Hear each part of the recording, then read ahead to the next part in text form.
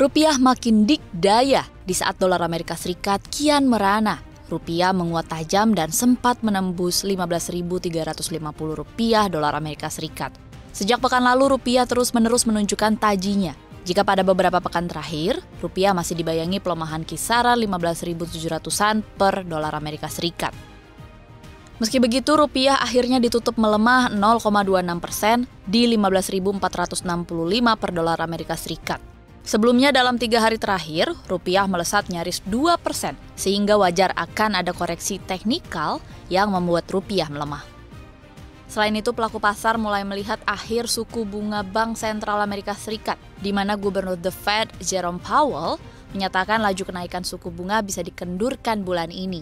Suku bunga Amerika Serikat mungkin akan dinaikkan 50 basis poin menjadi 4,25 hingga 4,5%. Meski demikian, The Fed akan terus menaikkan suku bunga hingga awal tahun depan. Tak hanya itu, penurunan tingkat inflasi tahunan Indonesia dari 5,71% pada Oktober menjadi 5,42% pada November turut memberikan angin segar kepada mata uang Garuda.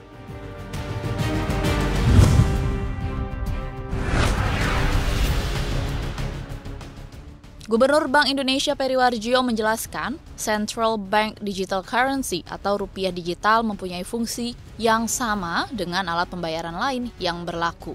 Bahkan Peri menyebut, rupiah digital bisa digunakan untuk berbelanja di Metaverse. Peri menjelaskan perbedaan rupiah digital dengan alat transaksi lainnya. Menurutnya perbedaan terletak pada bentuknya. Rupiah digital juga menjadi satu-satunya uang digital yang sah dan dikeluarkan oleh Bank Indonesia.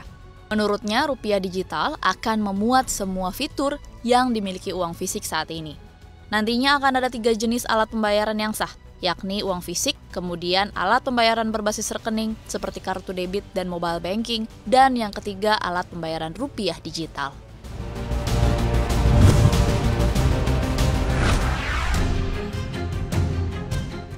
Kepala Badan Pangan Nasional Arief Prasetyo Adi mengungkapkan cadangan pangan di Bulog dan BUMN Pangan sedang kritis. Arief menjelaskan, cadangan bahan pangan yang dimiliki pemerintah saat ini hanya beras, gula pasir, daging kerbau, dan sedikit minyak goreng. Itu pun menurut Arief, untuk beras jumlahnya juga sangat tipis. Beras yang dimiliki pemerintah adalah 515.000 ton. Padahal kebutuhan bulanan nasional beras mencapai 2,5 juta ton. Artinya pemerintah hanya memiliki cadangan sebesar 21% dari kebutuhan nasional. Sementara untuk jagung, kedelai, cabai, daging ayam, bawang merah, bawang putih, dan telur ayam, stok di Bulog dan BUMN Pangan tidak mencapai 1%.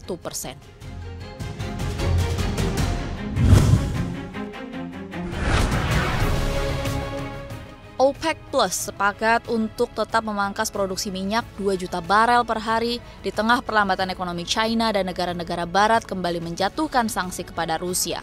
OPEC Plus menilai saat ini pasar minyak sedang berjuang untuk menilai dampak dari perlambatan ekonomi China pada permintaan minyak global. Menurut pandangan OPEC, pemangkasan produksi minyak disebabkan adanya prospek ekonomi yang lebih lemah di tahun 2023. Di sisi lain, negara-negara G7 dan Australia membatasi harga minyak Rusia di level 60 dolar Amerika Serikat per barel.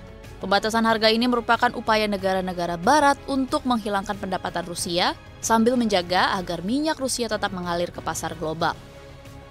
Keputusan OPEC Plus tersebut menjadi angin segar untuk harga minyak. Secara serempak, harga minyak jenis Brent dan WTI kompak menguat pada perdagangan awal pekan ini.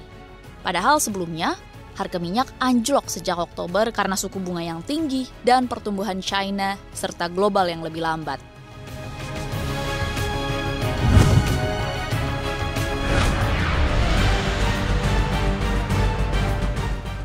Direktur Pelaksana International Monetary Fund, Kristalina Georgieva, memperingatkan tekanan inflasi dan perlambatan ekonomi di China sebagai risiko terhadap prospek ekonomi Asia. Lembaga Moneter Internasional ini meminta para pembuat kebijakan untuk membangun kembali penyangga ekonomi terhadap tantangan di masa depan.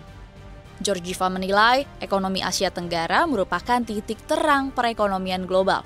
Namun Georgieva memperingatkan bahwa prospek perekonomian masih dalam ketidakpastian dan didominasi oleh risiko. Seperti dampak dari perang Rusia di Ukraina, pengetatan keuangan global, dan perlambatan pertumbuhan China. Georgieva mengatakan tidak tahu berapa lama masalah ini akan berlangsung dan apakah kejutan lain akan datang.